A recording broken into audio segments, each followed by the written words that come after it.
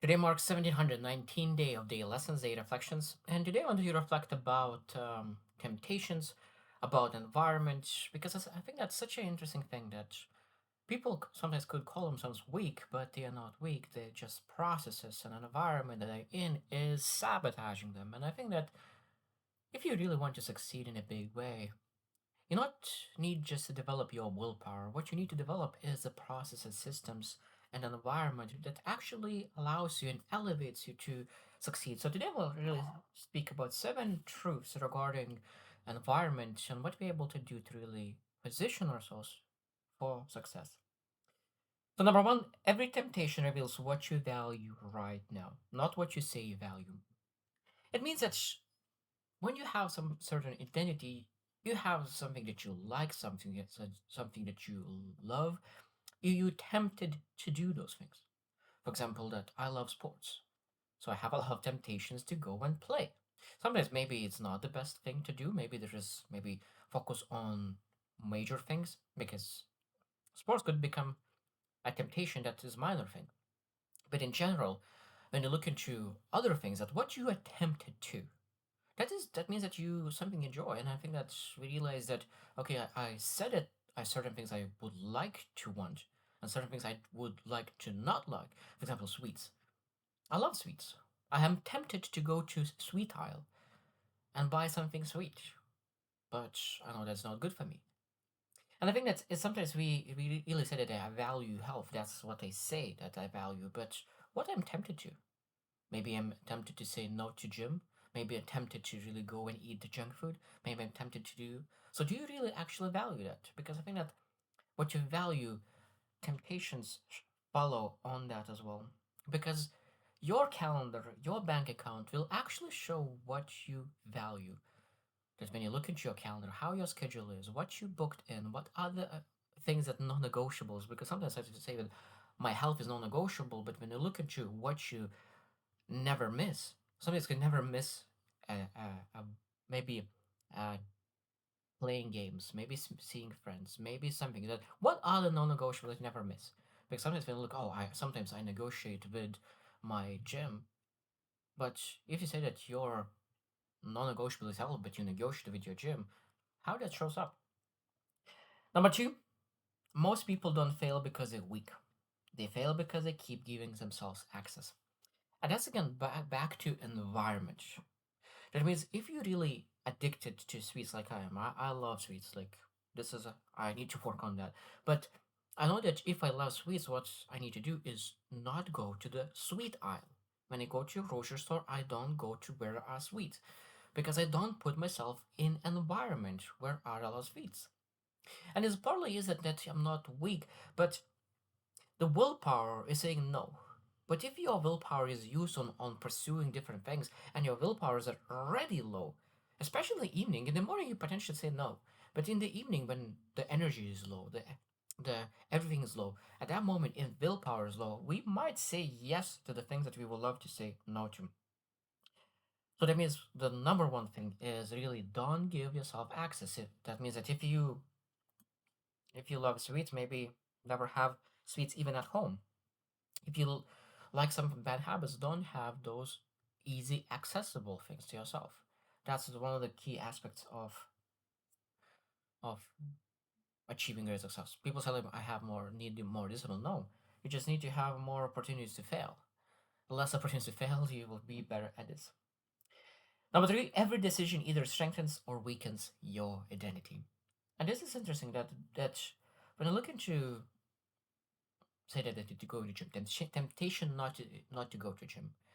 When you don't go to a gym, you build identity. When you go to gym, you build identity. And every single time when you make choice, you build identity. An interesting thing that when you quit for a day to a gym, it seems like 10 times hits more than the time when you actually went.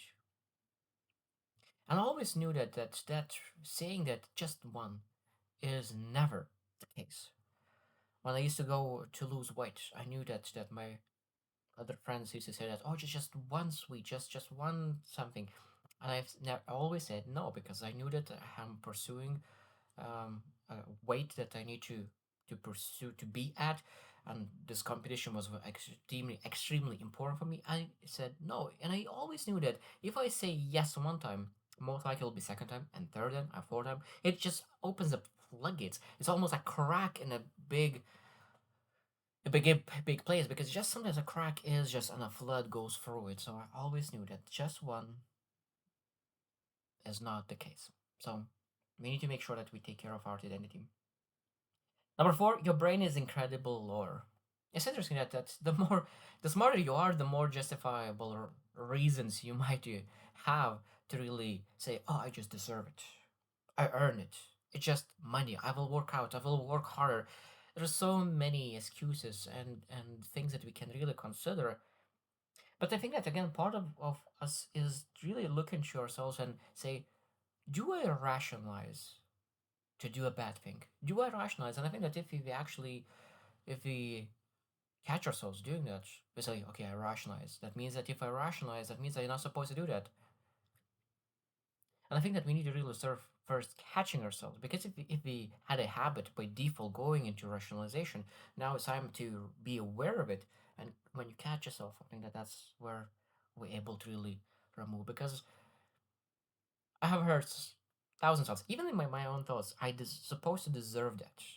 But that's such a bad thought to have. I deserve that. If you earned it, that means that you earned something good rather than something that is negative behavior. Number five, freedom without self control becomes another form of slavery. Freedom without self control. People say, I can do whatever I want. Yeah, you can. But such interesting, when you build structure in life, it gives you so much more freedom to really do the right thing. When you are out of control, that means that the things that you refuse to control will start to control you in the future. That means that if you say yes to two more sweets, of course, that means that you will have a little bit more weight that you've loved to. And now that means that the weight is controlling you, the body is controlling you, and that addiction that you build is controlling you. And I think that's an important thing, that being able to really say that I control things that is important for me, non-negotiables. And I think that's extremely important. Number six, your future is built in moments nobody else sees. Your future is built in moments nobody else sees. And it's interesting, sometimes when you think about success, weight loss, promotion, it happens immediately overnight success. But when you really look into where true success begins, where is that? When you went to sleep on time, when you ate properly, when you prepared for work. And it's such a small things, boring things, incredibly simple things. And that's where true success begins. And nobody sees that. Nobody accepts it. No one's validates. No one says, "Oh, you such a good job. You went to sleep early. Such a good job." No one says that, even though that's where the true success starts and begins. And I think that we need to really learn that. As character is built in those. Character is built in small, simple things that nobody sees. But that's where a true foundation of you is built. Because of how you do one thing, that's how you do everything. And that's where it's very important to really do the right thing from the smallest things. The last one, number seven, is that you are always practicing something. You exercising or you avoiding exercise. And that means every single time when I think about actions, we almost ask, okay, what do I practice right now? Where is my time going? Where are my patience? Where my focus? Because I could be practicing focus time or I could practice distraction time. An interesting thing that if you're not practicing one thing, that means you're practicing something else. You're practicing opposite.